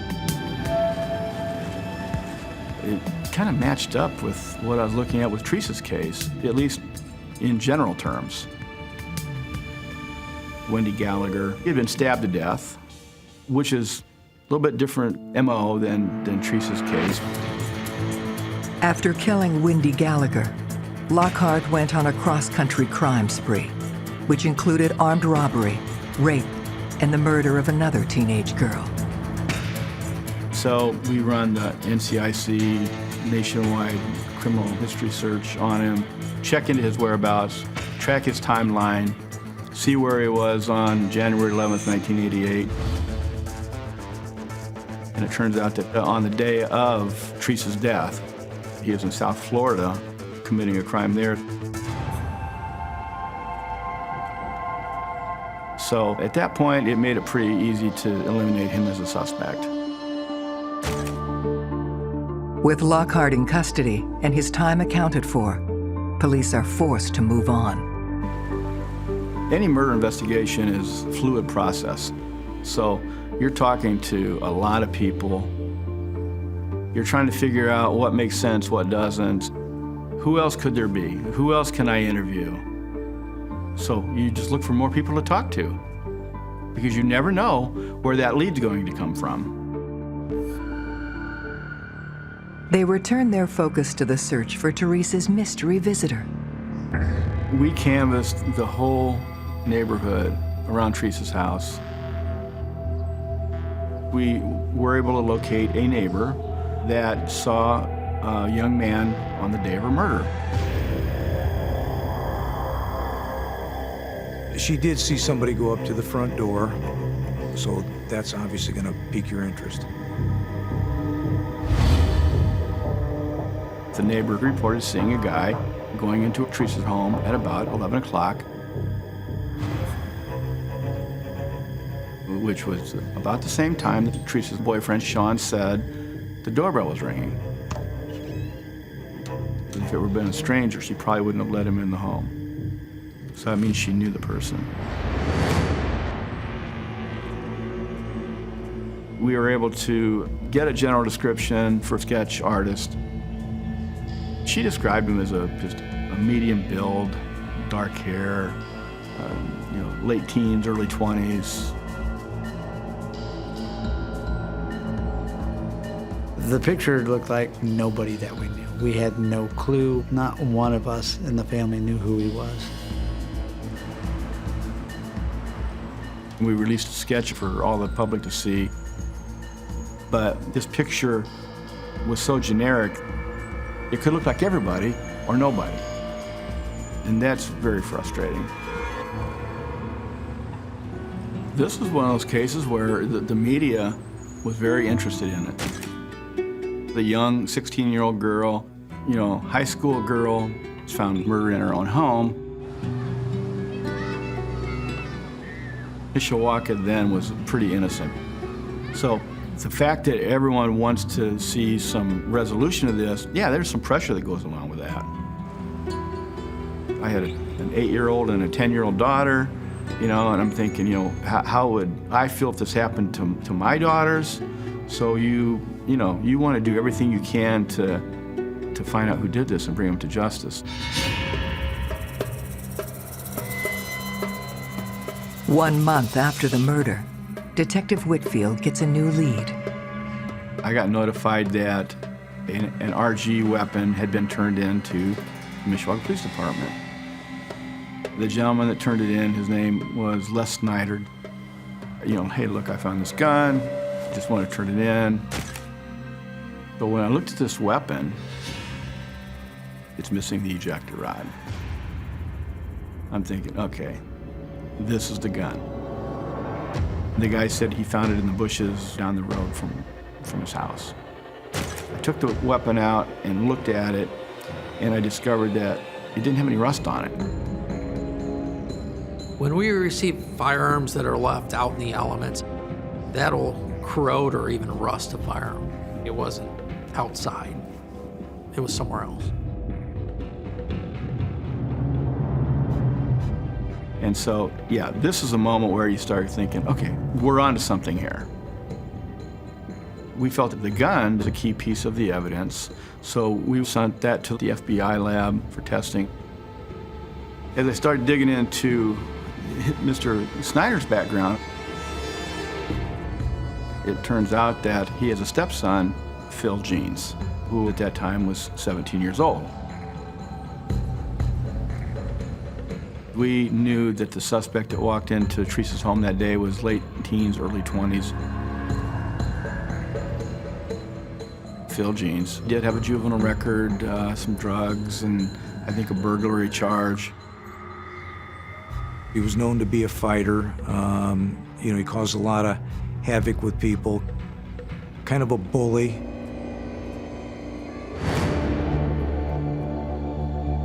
Detective Whitfield brings Les Snyder in for questioning. He said that his wife told him to get this gun out of the house because she had found it underneath Phil's mattress in his bedroom. The fact that Les Snyder didn't tell us the whole story early on when he turned the gun in, I felt was significant because it meant to me that maybe he suspected that this gun had been used and he just didn't want to be any part of that. They look for a connection between Phil Jeans and Teresa. I talked to a lot of 16-year-old kids, high school kids, and a lot of them, they were apprehensive, but I found out that Phil was dating Teresa Burns' best friend. This was kind of shocking.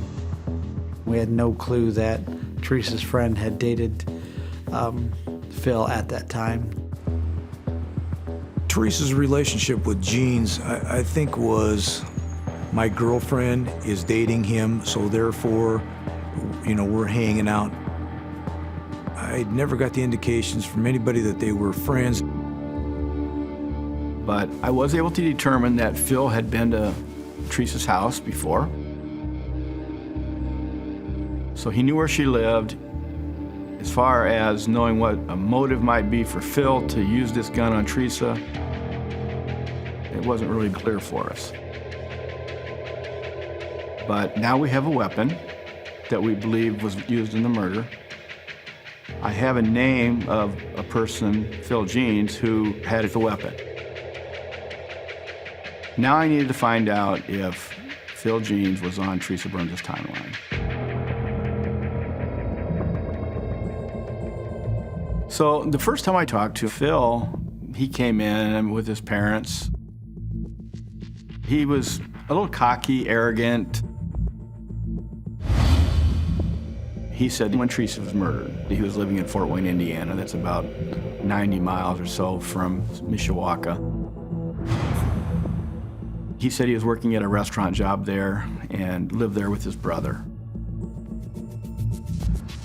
So if that would be true, he couldn't have been involved in Teresa's case.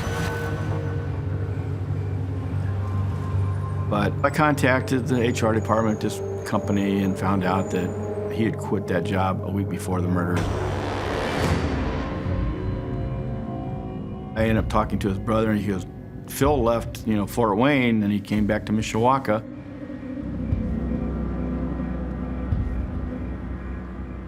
The story that he originally told was a lie.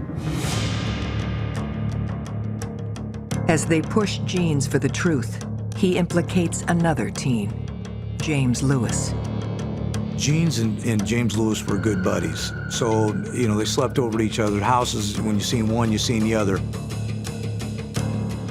We learned that Phil would carry the gun, then he would loan the gun to his friend James. He said that they kind of passed it back and forth. So now we need to find out more about James Lewis. My mom, my sisters, none of us knew who James Lewis was. We'd never heard the name before. So it was like, okay, is this gonna be our guy? Police interest in both Jeans and Lewis has now become public knowledge. There was a lot of whispering behind the scenes. Everybody had a story, and then these stories got repeated, and then they got repeated as fact. When we're dealing with small-town murders, people love to talk. You have to listen carefully. You have to find a way to use their information.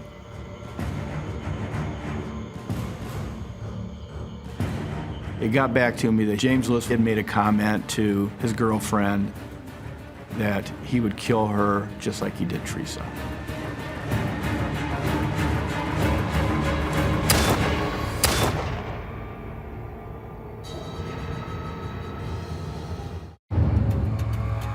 Police have two suspects in the murder of Teresa Burns, Phil Jeans and James Lewis.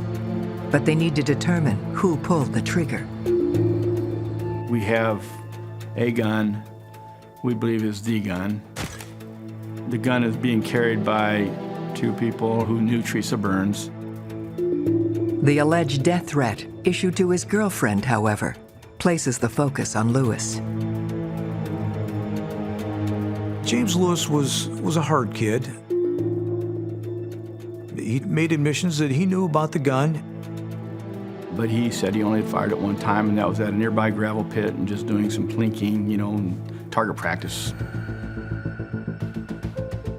We looked at his whereabouts that day. He was starting a new job. Investigators interview his employer to verify his shift. James Lewis's alibi wasn't totally airtight. The days were off by a day or two. I pressured him on what he knew about the murder of Teresa Burns. Then he got upset, his lower lip quivered. He said, look, I didn't kill Teresa Burns, and you can't prove I did because I didn't do it. And he got up and walked out of the interview.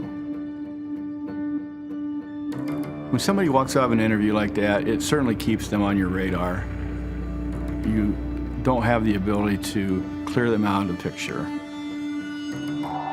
It made it just that much more difficult. Police are no closer to knowing whether it was Lewis or Jeans who pulled the trigger. So we have to look at both of them equally and figure out who was carrying the gun. Was it one person or two people? Which one was holding the gun when the gun was fired and killed Teresa Burns? With both men denying their involvement, the ballistics results on the weapon they shared finally return. The results were inconclusive. And the examiner, he says, I can't tell you you have the gun. An inconclusive ballistic test means that there's not enough individual markings on the bullets or the casings for an examiner to determine if it was fired from a particular gun or not. That was very disappointing. That was one of those low points in the investigation. Now, the gun I thought I had, I don't have anymore. Without this critical evidence, the investigation begins to stall. Over time, the case isn't in the public eye like it used to be. We're working behind the scenes to keep it moving forward, but at some point it comes to a slow, screeching, painful halt. We're looking for answers. Nothing was happening, and it was just getting more and more frustrating. We got to the point where we were pretty much just losing hope. I can't describe to you how frustrating it is to work a case like that for so long and not have the resolution for the family. We put in a ton of hours. We put in a lot of work. But more than anything, I wanted there to be justice for Teresa Burns, and that wasn't happening. I worked the case for 14 straight years before I retired. I had to leave the case behind. But I always told the guys in the homicide unit that I think the case is close to being solved. We're right there. We need that one break. 22 years after the crime, the case is assigned to Commander Tim Corbett. Anytime you open up a cold case, you basically have to start from square one. Now we're talking 2010. This family has to go to bed every day and wake up every morning knowing that the killer is going on with his life. Sometimes the answers are already there and they just need to be refined a little bit. Other times you just have to start it from the very beginning and look at it with a fresh set of eyes. Detective Corbett finds an adult James Lewis living life on the straight and narrow. When you're going back 20 years on any case, the truth is easy to remember, lies aren't. When he had threatened his girlfriend that he would kill her like he did Teresa Burns, James was emphatic that he didn't mean anything by that. People make stupid comments. They say things in the heat of an argument. I think James got kind of a bad shake.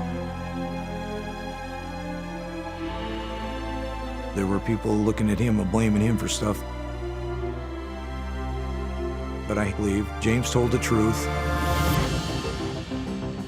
Phil Jeans, meanwhile, has developed an extensive rap sheet, including convictions for theft, domestic violence, and battery. Phil's got a big mouth. So 20 years later, you find other people in his life that he said things to. We learned the weapon was going to be sold potentially within days of the homicide, and Jeans let this person know there's a crime on this gun. Jeans didn't stop there. I spoke to several women who knew Phil Jeans. We learned he had a girlfriend, and he told her in very clear terms that I won't use what he was going to do to her. I'll kill you like I did Teresa. He didn't say, I'll have you killed by so-and-so who killed Teresa. It was I. It was always I. Everything starts pointing towards Jeans. It's been 24 years since the murder of Teresa Burns. Now, cold case detectives believe they know who killed her, but need to prove it. Phil was the one that was seen with the gun the most. Phil was the one that bragged about what had happened. Phil's the one that made threats towards everybody. It was very clear what our target was, and then it was a matter of taking his story apart. Obviously, technology has changed since 1988. Higher power microscopes, different ways of looking at things. Police decide to retest their key piece of evidence. In 2012, I was brought the ejector rod and the firearm, and I was given 4 bullet fragments to examine. Detectives hope modern technology can help to seal Phil Jean's fate. I came to the conclusion that those 4 bullet fragments were fired from the firearm that was given to me. It's finally enough for Mishawaka police to obtain an arrest warrant. Tim Corbett called me up and said, hey, we're gonna go arrest Phil Jeans today. You wanna come along? It was pretty bittersweet to see him finally put into handcuffs. I wish it had been, many years sooner, but hey, it was a sight to behold seeing him be arrested for this.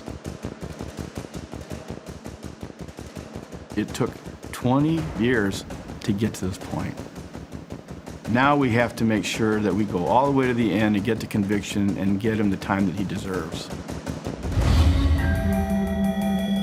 Critical to their case is the timeline that lays out in detail exactly what happened in the last hours of Teresa's life. January 11th, 1988, Teresa Burns left for school in the morning, and she needed to go home to change clothes. Teresa caught the city bus and got home about 10:30. Contacted her boyfriend, Sean. While they were talking, somebody came to the front door and rang the doorbell. It was Phil Jeans. Once Phil was in the house,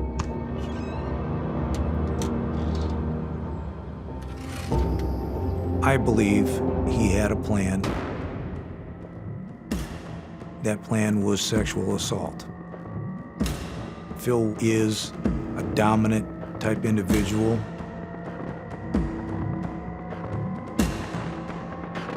There's either going to be cooperation or there's going to be violence. This was a day that Jeans had mayhem in his mind, and Teresa was a fighter. Teresa wasn't just going to knuckle under and roll on her side and just give up. So Phil Jeans pulled the trigger and killed Teresa Burns.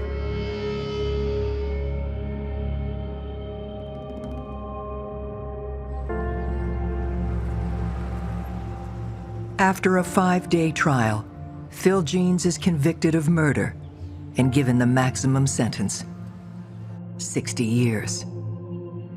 Phil Jeans is exactly where he deserves to be. He helped us put him where he is. Thank you, Phil. It was a bittersweet moment because both of Teresa's parents had died, so they weren't there for it. It felt really good for me, but that doesn't hold a candle to how it was for the family. They had to wait so long for this to come around. It took 27 years before we was finally able to put this person away for what they did. And unfortunately, there are so many other people out there that are in the same situation. They've lost a loved one, and they still don't have the answers, and they've kind of lost hope.